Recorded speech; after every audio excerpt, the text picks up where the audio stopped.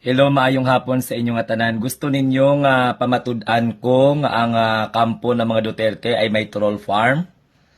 O, sa mga hindi magpati dira sa akon, bahala ka mo.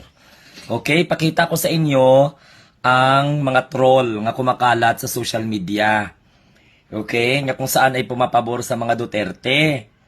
Ti sa mga Ilonggo nga nagapamati dira lang tawan nyo bala. May gin-post ako diri ha.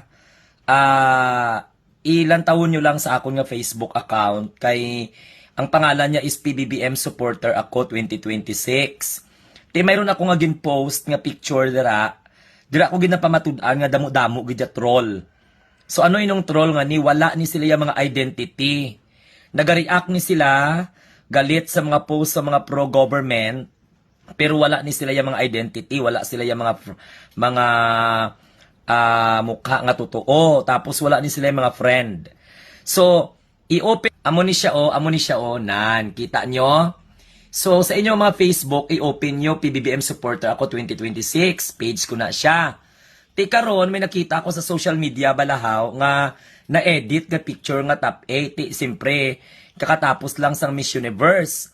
Tika ron, syempre, gin-post ko lang ni siya. May nakita diri amo na siya top 8. Ay abaw, hindi nila yan nagustuhan. Kung ipisipon mo, ang mga reaksyon, nag-abot na yan sa 1,000 nga mga reaksyon. Ti sa 1,000 nga mga reaksyon na siya, puro gid na siya angry. Nan, ga-angry, gid na siya nga naga-angry. Tilang tawan nyo bala kung sino ang naga-angry, i-open ko O, tingnan mo, wala picture. Nan, gin-block na ko sina. Ari pagid.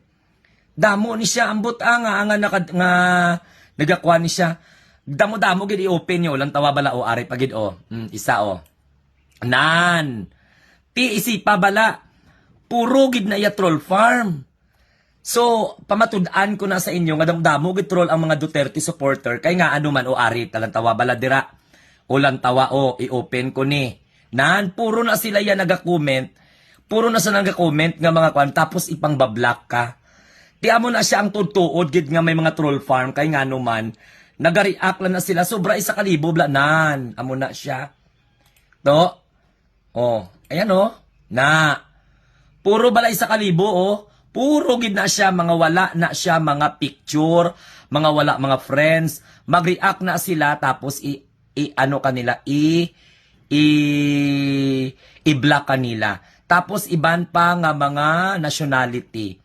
Ti amo na siya, ibig sabihin sa Tagalog, maraming mga nagko-comment ng mga maka-Duterte na peke na mga account. Grabe So more than 1,000 na siya. Puro angry lang gid na siya.